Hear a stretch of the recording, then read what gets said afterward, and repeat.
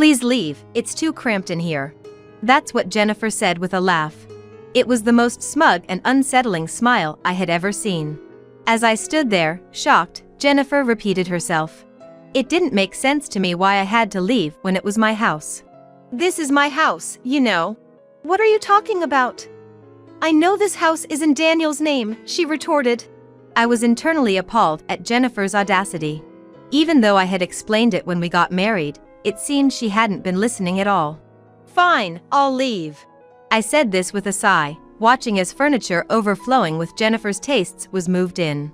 Jennifer was jumping for joy. It would have been nice if Daniel was here, but unfortunately, he was away on a business trip. He said he wouldn't be back for a month, so the discussion could wait until then.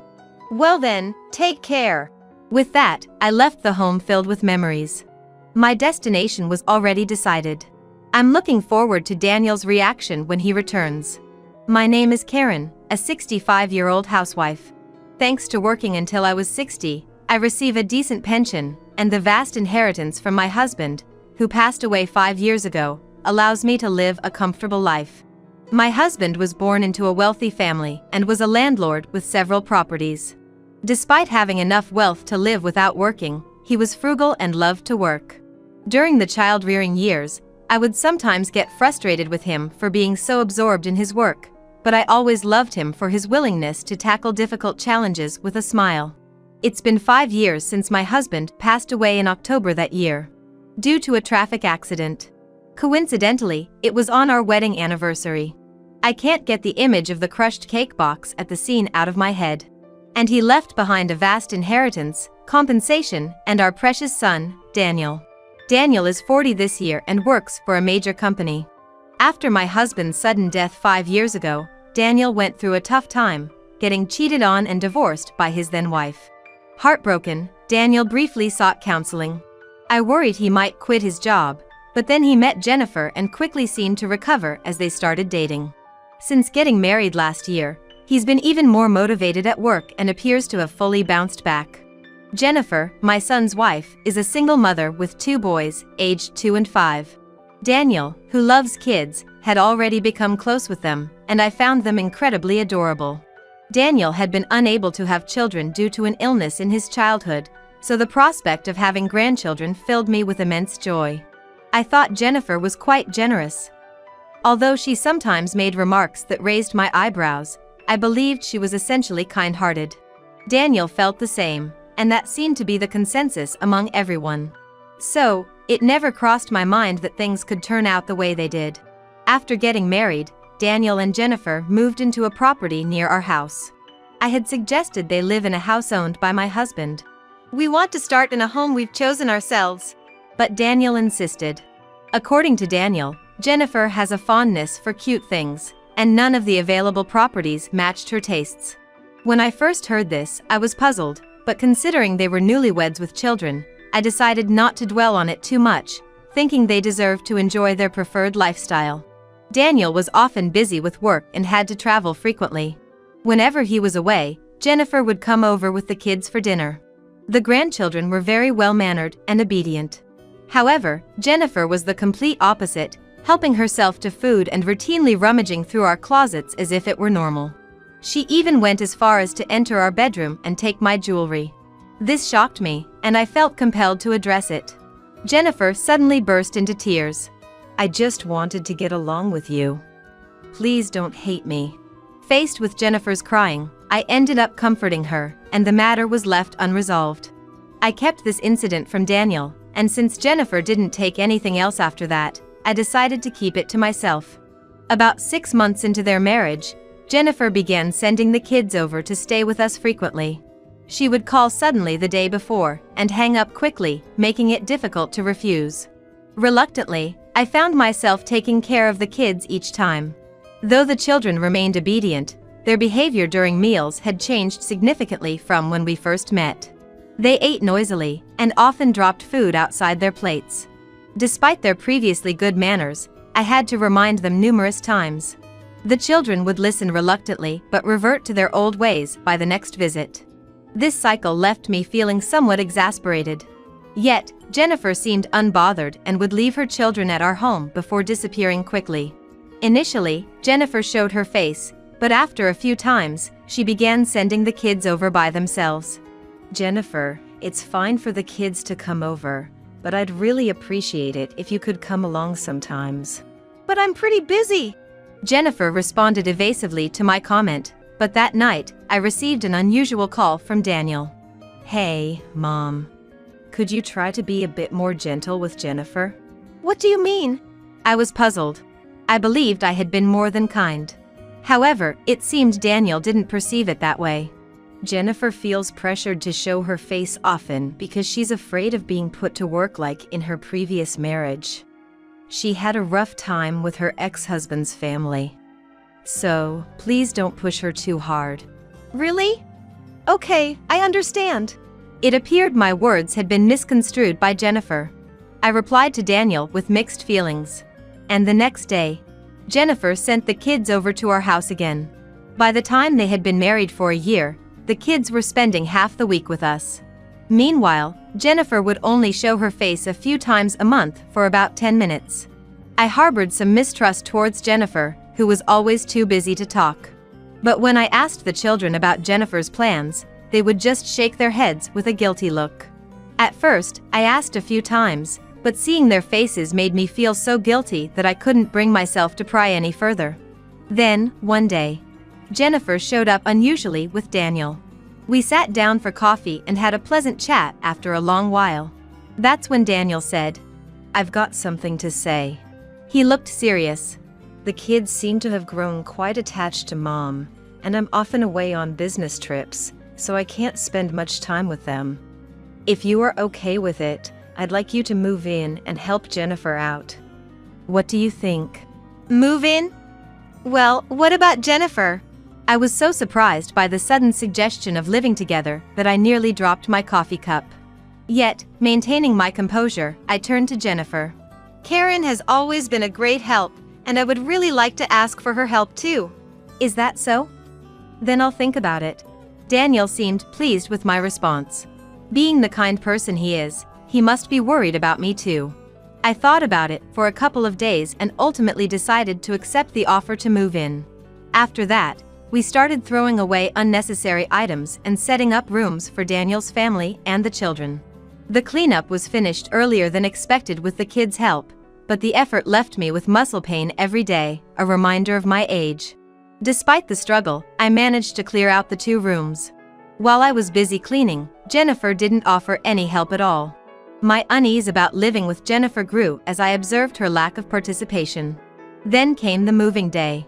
As the movers carried in the boxes, Jennifer pulled me aside to the garden. With a puzzled look, I turned to her, only to be met with a malicious smile. Then, unbelievably, she said something I couldn't fathom. "Please leave, it's too cramped in here," laughed Jennifer. It was the most smug and unsettling smile I had ever seen. As I stood there, shocked, Jennifer repeated herself. Why should I leave when it was my house? I was baffled. This is my house, you know. What are you talking about? I know this house is in Daniel's name, she retorted. Jennifer's claim left me internally exasperated. Despite having explained everything when we got married, she seemed not to have listened at all. All right then. I'll leave. I said this with a sigh, watching as furniture filled with Jennifer's taste was being moved in. Jennifer was jumping for joy. It would have been better if Daniel was here, but unfortunately, he was on a business trip today. He said he wouldn't be back for a month, so the discussion could wait until then. Well then, take care. Saying that, I left the home filled with memories. My destination was already decided. I was looking forward to seeing Daniel's reaction upon his return. I immediately moved my belongings into my new house. The new home was a villa we had visited once with my husband, a place filled with memories, including where he proposed. While it didn't hold as many memories as our previous home, it had a special place in my heart, and we had promised to spend our second life here. I finished unpacking everything and relaxed alone on the sofa. The place was very comfortable, thanks to the caretaker's maintenance. I was a bit sad not to see the children anymore, but I was prepared to cut ties depending on Daniel's response. A month flew by, and around the time Daniel's business trip was over, he called me. I picked up the phone, feeling a bit nervous. Mom, where are you? There's no room for you here, and we were supposed to be living together. What's going on? Hasn't Jennifer told you anything? When I got back, Mom wasn't here, and Jennifer just cries without giving me any answers. Well then, come to this address I'm about to give you. I gave Daniel the address and hung up. The next day, Daniel visited my new home with Jennifer and the children. When I opened the door, I saw Daniel with a slightly sullen expression and Jennifer, who was pale. This house is... Welcome, Jennifer. Is something the matter? No, nothing. Jennifer was clearly tense, while the children looked around curiously. Especially the 5-year-old, who seemed utterly fascinated. I led Daniel's family into the living room. Seeing the fully furnished space, Daniel seemed to realize I had no intention of living together. Hey, Mom. Why did you suddenly decide to end the living arrangement? Well, Jennifer should know that better than anyone, shouldn't she? I said, and Daniel scratched his head with a slightly irritated expression. Before starting to recount what he had heard from Jennifer. Jennifer said you didn't like her taste in furniture, right? But it was just our room, so couldn't you have just let it be? She said she had to buy more furniture for the living room because you left. Oh, she added more furniture, did she? I looked in Jennifer's direction, and she twitched. However, her lips were slightly curved upwards. She probably thought that without proof, Daniel wouldn't believe the truth coming from me. Jennifer, why lie? I haven't lied about anything. Upon hearing my words, Jennifer burst into tears. Daniel consoled her, seeming to regard me as the troublemaker. But the grandchildren, hanging their heads behind them, didn't look at Jennifer. I let out a big sigh. Jennifer, stop the fake crying. The children can see through it. That's terrible. Daniel, I'm really not lying, believe me. Jennifer said this as she jumped into Daniel's arms, burying her face against him and pleading. Though her face wasn't visible, her voice didn't sound like she was crying at all. I was irritated with Daniel for consoling Jennifer. Mom, Jennifer might have done something wrong, but I don't think it's right to just leave because you're unhappy. Can't we reconcile? Well, I do owe you an apology for leaving without saying anything. But any reconciliation with Jennifer will have to wait until you hear this. I said this and tapped my mobile phone. Instantly, a voice played out loud. Hearing it, Jennifer's face went pale. You recorded it! I happened to press the video button. Actually, I was trying to record a video of the children running around when Jennifer pulled me aside, so the recording continued unintentionally. The voice coming from my mobile phone sounded malicious, unlike Jennifer's usual voice. Daniel looked utterly confused, alternating his gaze between my mobile phone and Jennifer. Jennifer is the one who told me to leave. I was just complying. Is this really Jennifer? It can't be. Daniel pushed away Jennifer, who was clinging to him, and questioned her. But Jennifer remained silent, looking down. Daniel grew increasingly frustrated and raised his voice. Jennifer! Answer me! It's not true! Are you taking Karen's side? Jennifer managed to squeeze out a voice to blame Daniel, but the voice in the recording clearly called out the children's names, leaving no room for escape. As Daniel tried to get the truth out and Jennifer evaded, the cycle grew tiresome. Finally, an exasperated Jennifer let something slip. I never wanted to live with someone else in the first place. What? You were the one who wanted to live with Mom. I was shocked to hear this new information. But soon, Jennifer defiantly provided her reason. Of course, I couldn't understand why Karen was living in a house in your name while we had to rent. I wanted a house of our own. It seemed she was concerned about being ridiculed for living in a rental after remarrying. Daniel had rented a high-end condominium in the area, costing about $4,000 a month. Yet, Jennifer seemed to scorn it just because it was a rental, giving me a different kind of headache. Jennifer, now defiant, glared at me. And now Karen is harassing me? This is the house I've always dreamed of. Why are you living here? Daniel looked perplexed by Jennifer's words. Unlike Daniel, I clearly explained to Jennifer, who was acting like a cat in a fight. Why? Because this was originally a property owned by my husband. That's a lie. Because this place is. Jennifer was probably thinking of the caretaker. I showed Jennifer a photo on my mobile phone. Seeing the person in the photo, Jennifer exclaimed, "Father!" My husband had passed away before Daniel remarried, so Jennifer had never met him. She had never called my husband father. Therefore, the father Jennifer referred to must be the children's paternal grandfather. The photo showed Jennifer's Fael and me shaking hands. It was taken as a memento when we moved in. Jennifer looked at me, her face turning pale. "How do you know him?" "How?" "Because he's the caretaker here, obviously." Hearing this, Jennifer sat down on the spot. Daniel also seemed unable to grasp the situation. "This is a good opportunity." I decided to continue. "We talked when we moved in. That's when I found out he's your ex-husband's father. And the real reason for your divorce, too." "The real reason for the divorce?" Daniel's voice echoed in surprise. Jennifer, who had stopped trying to pretend, became suddenly flustered by my words. "Karen! There must be some misunderstanding. I'm sorry. Let's go home together."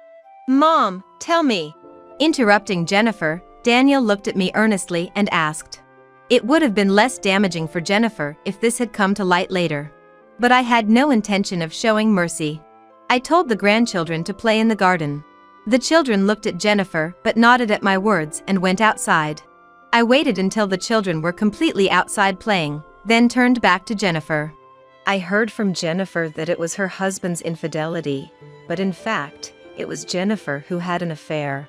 Daniel was shocked, and Jennifer shook and looked away. "I can't believe this, Karen. Why would you lie about?" "Oh, I also have a copy of the notarized document here." I pulled out the document from a drawer and handed it to Daniel. Daniel's face turned pale as he read through the document. "What's this? Compensation? Custody to be discussed again once the child can choose? Meeting before remarrying? I wasn't informed about any of this." Right. The other family said they hadn't heard about the remarriage either. Jennifer looked down, her face turning white. Daniel sighed and turned to Jennifer. His gaze devoid of the initial kindness. "Hey, when I got divorced because I was cheated on, what did you say? That the cheater is to blame, unforgivable, right?" Yeah. "And then, didn't you say, I would never cheat?" Jennifer had a look of not knowing how to answer. Daniel grew increasingly heated in response to Jennifer's silence. "So, the story about divorcing to escape from your husband's infidelity and extreme control, putting the kids at risk, was also a lie? What's that about?" "I had to say that, or you wouldn't have dated me, right?" "Of course not," Daniel yelled back, overlapping Jennifer's desperate response. In contrast to Daniel, who was breathing heavily from excitement, Jennifer started to sulk defiantly. I sighed. "I heard you've been refusing visits since you started dating Daniel. And, apparently, you've been leaving all the housework and childcare to his family. Now you tried to dump it on me after remarrying.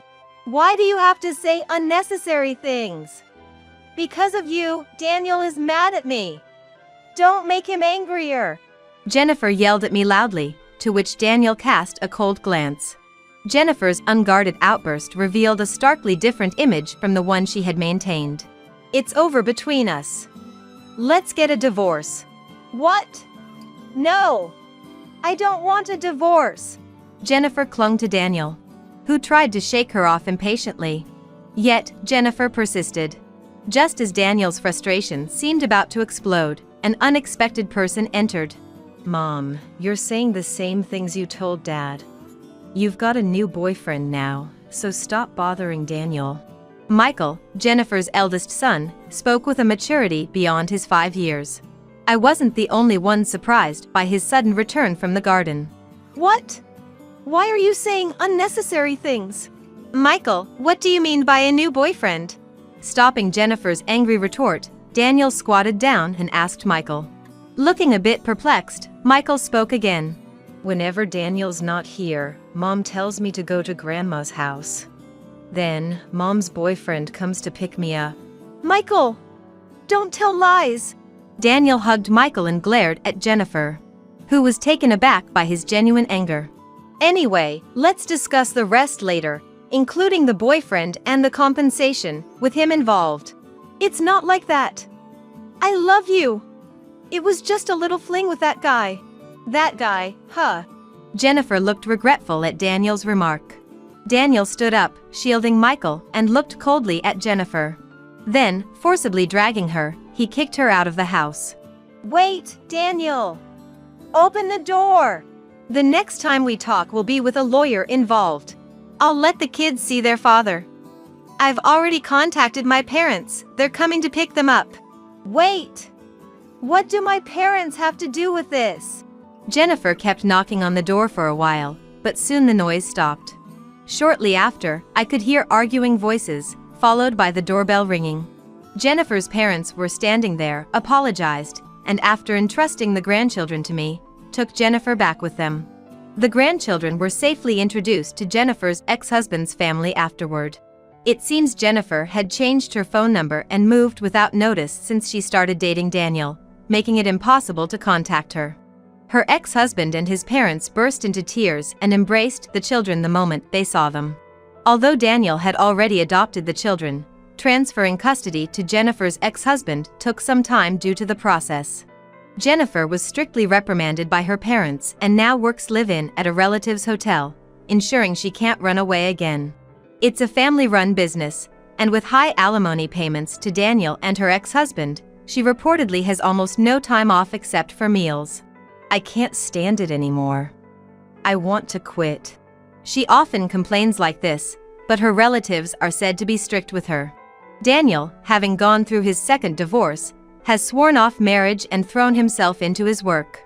Though he still seems to be recovering from the shock, I recently found out he's reconnected with a childhood friend who lived nearby, 10 years younger, and they occasionally go out for meals. This childhood friend even visited me to say hello. It turns out she's been in love with Daniel since they were kids, never having a boyfriend because of her feelings for him. It's heartwarming to know the cute girl who used to say she'd marry Daniel still holds those feelings into adulthood. As a parent, it makes me incredibly happy, and Daniel seems a bit pleased too. As for me, I cherish every day living in the house where I was proposed to. The house, altered by Jennifer's changes, has been completely rebuilt and now rents out as a property. Living alone, I never feel lonely, almost as if my husband is still close by. I'm looking forward to enjoying the second phase of my life, so I have plenty of stories to share with my husband when we're reunited.